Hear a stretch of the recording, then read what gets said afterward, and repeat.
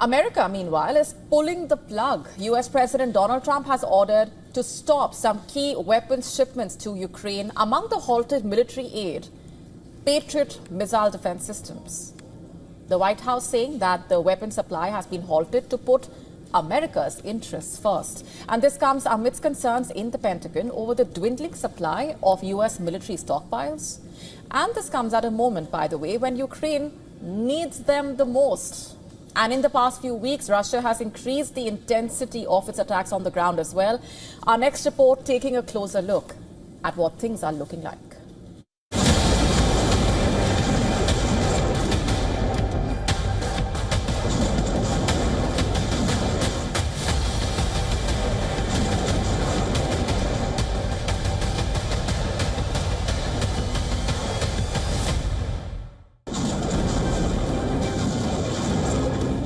The skies over Ukraine, already scarred by relentless Russian assault, now loom even darker.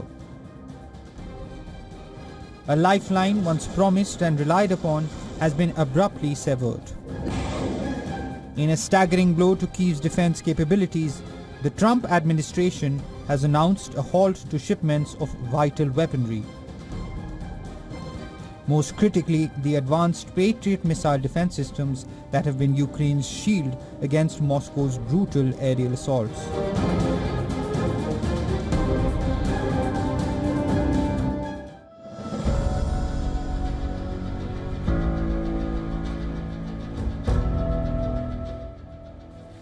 These are the latest images showing the carnage in Ukraine. Kharkiv is the latest to bear the brunt of Moscow's fury. The northeastern city was struck by a swarm of deadly drones. In eastern Ukraine, Donetsk has been under relentless missile attacks.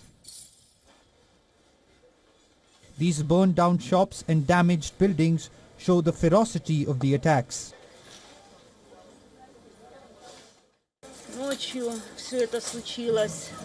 The shop came under enemy attack. It all happened during the night. We found out from social media that our trade site was on fire. We arrived at the scene at midnight. It was still burning. Everything was filled with smoke.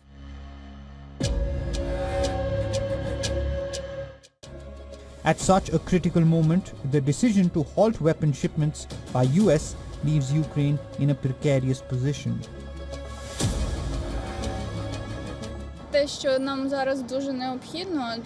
We really need air defense so that people in peaceful cities or near the front line know that at least there is some protection. If this does not happen, it will be very scary, and even scarier, and even more painful, and even more civilians will suffer. Recently, there have been many drone attacks on Ukraine with many hits, so we need this system, air defense systems. Mobile fire brigades will not be able to completely shoot down all enemy targets. There are too many of them. So it's a pity that this is happening.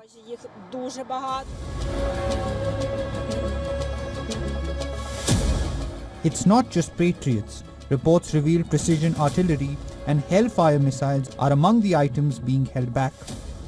These weapons were previously promised to Ukraine under the Biden administration.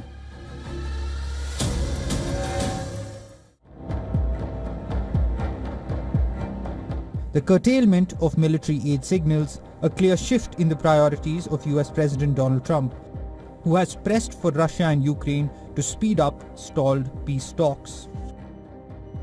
The question now looms large. Will Europe be able to fill the void, or will Ukraine be forced to face the full might of Russia's assault with dwindling resources? Bureau Report, WION World is One.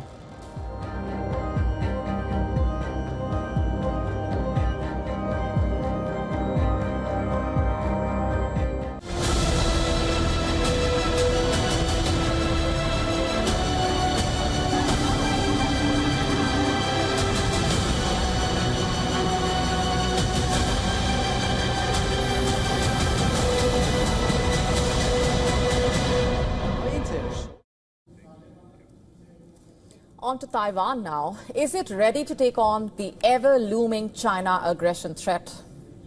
It's no secret that in the last few months, China has been intensifying its military buildup near Taiwan, pushing Taiwan to ramp up its preparedness. Taiwan is to conduct its largest annual military exercise next week, in fact. For the first time, the drills will combine conventional war games and urban survival drills under unprecedented live-fire conditions. According to the Taiwanese Defense Ministry, the 41st Han exercise from July 9 to 18 would test joint operational readiness under, I'm quoting, unprecedented 10-day round-the-clock live-fire conditions.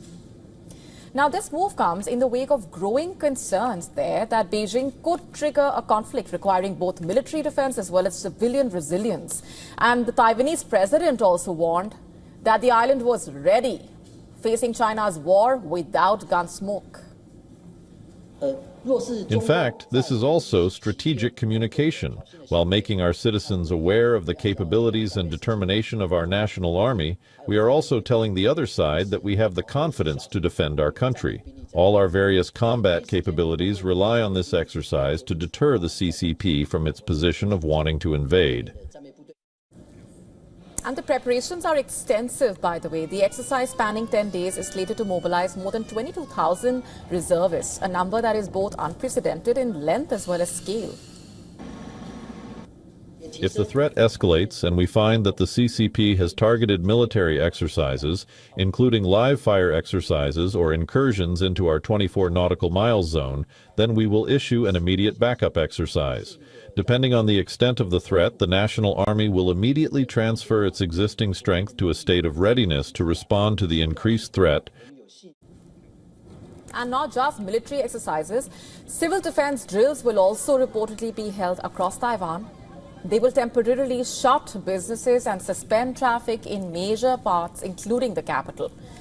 The urban drills would also feature air raid warnings, mass evacuations, and critical infrastructure protection across multiple parts. The aim of the drills is to simulate a full spectrum response to the war, from the initial non-military grey zone pressure to full attack, coastal landings, extended urban warfare, not just limited to physical weapons, but also cyber attacks, economic coercion, and disinformation campaigns. Beijing's threat against Taiwan has not escaped the Quad, which has taken swift cognizance of the matter in the meeting of foreign ministers in Washington. And in their joint statement, the Quad ministers have condemned Chinese aggression in the East China Sea and the South China Sea.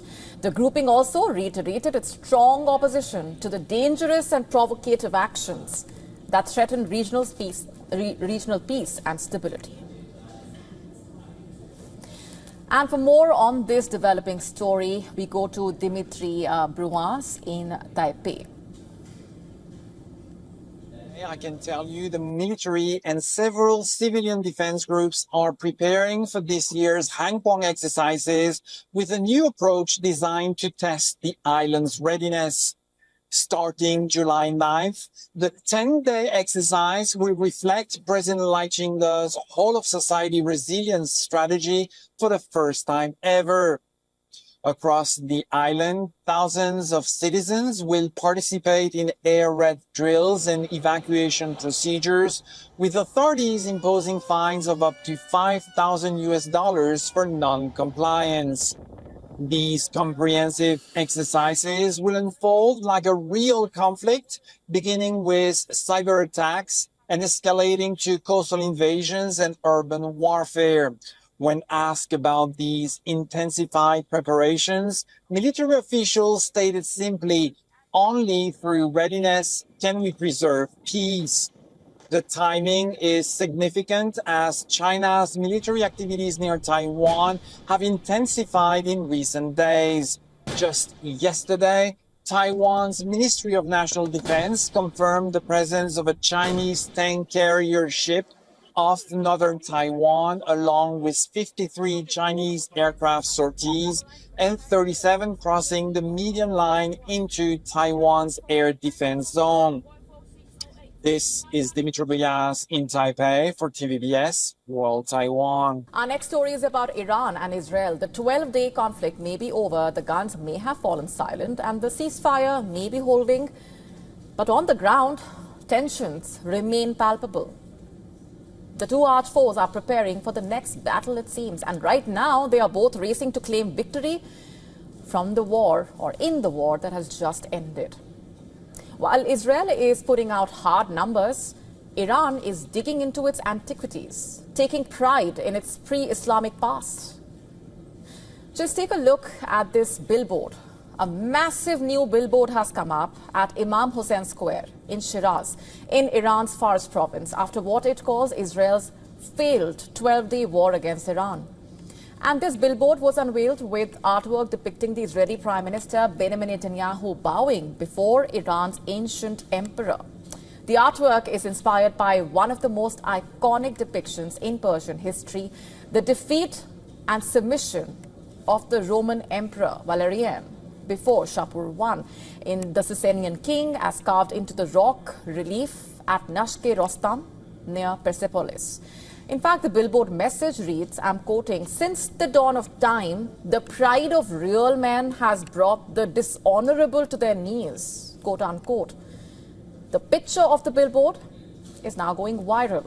To understand just what this means, we just need to go back in history. They say that after the Battle of Edessa in 260 AD, Shapur I captured Emperor Valerian, marking one of Rome's greatest humiliations. The victory was immortalized in stone, Shapur on horseback while Valerian kneels, hands outstretched in submission. This scene is etched at Persepolis, Darab, Tange Chogan, all celebrating Persian power over Rome. And today, an Iranian artist recreated it. But the kneeling figure is not Valerian. It's Benjamin Netanyahu, wearing an armband with the Israeli flag. The background, by the way, remains the ancient stone relief, but the message is absolutely clear. Kneel before the Iranians, quote unquote. The Tehran Times describes it as the triumph of ancient Iran's civilization over its enemies. It also cites Vahid Namazi, head of the Fars Art Bureau, saying, and I'm quoting now, "There was a need to remind the West that Iran's strength lies not just in its weapons, but in its 3,000-year legacy, a nation of beliefs, traditions, and heritage." As you can see, Iran has taken to looking back at its rich history to claim victory over the prestige war against Israel. The billboard, remember, comes after Israel's 12-day assault on Iran, a campaign that targeted Iran's nuclear facilities and military commanders, leading to Iranian retaliation under Operation True Promise 3, which left large parts of Tel Aviv and other parts in ruins. But Israel is not far behind. Israel also is claiming victory, of course. Just have a look at what the IDF has posted on social media. Operation Rising Lion was historical. Here are the numbers to remember. And it has put out numbers of sorties undertaken, of missile launchers dismantled, and how it only allegedly took 15 minutes to do that. Now, in the end, who silenced whom? Who won the war? The answers remain unclear, but if history teaches us anything, it is this: wars end, but the pride that fuels them rarely does.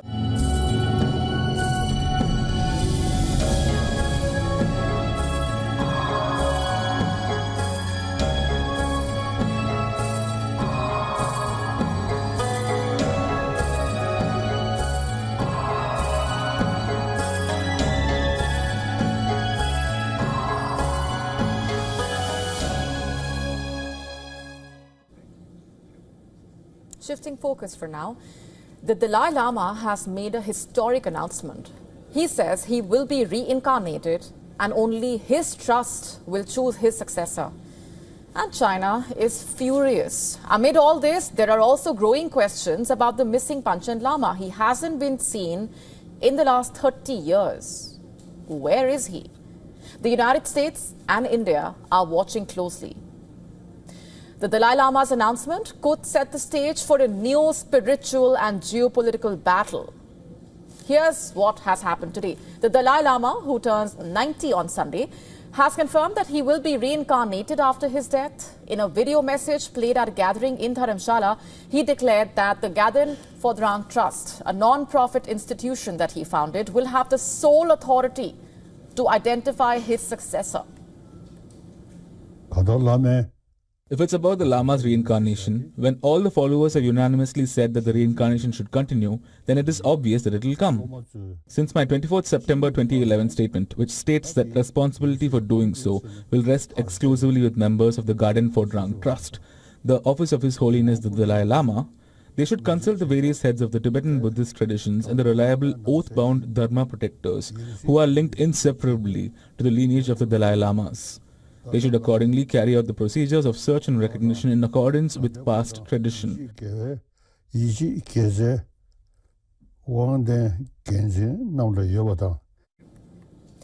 The gathering in Dharamshala was attended by over 100 monks, journalists from around the world and longtime supporters, including Hollywood actor Richard Gere. The Dalai Lama's statement directly challenges China's claim that it holds the right to approve the next Dalai Lama, and China has reacted swiftly. The Chinese Foreign Ministry reiterated that the Dalai Lama's successor must be approved by Beijing. It said that the reincarnation must happen in China through a centuries-old ritual involving a golden urn. And that's because Beijing views the Dalai Lama as a separatist. He fled Tibet and came to India in 1959 after a failed uprising against Chinese rule. The Dalai Lama has previously said his successor will be born outside China, and he urged followers to reject anyone chosen by Beijing, which then brings us to the Panchen Lama question. The Dalai Lama's announcement has renewed focus on a long-standing question: where is the Panchen Lama? And that's a question that we here on Gravitas have asked several times. In May 1995, the Dalai Lama named 6-year-old Gedun Choeki Nema as the 11th Panchen Lama. He is seen as a reincarnation of one of Tibetan Buddhism's most important spiritual figures. But just 3 days after he was named, Chinese authorities allegedly abducted him and his family, and they have not been seen for 30 years. China instead installed its own Panchen Lama, who has risen within Communist Party ranks. But the Tibetans in exile, they only see Gedun as the true Panchen Lama. Human Rights Watch has also, in fact, described his enforced disappearance as an attempt by China to control Tibetan Buddhism itself. As for how the Dalai Lama is traditionally chosen, traditionally, Tibetan Buddhists believe that when a Dalai Lama dies, he is reincarnated in the body of a child.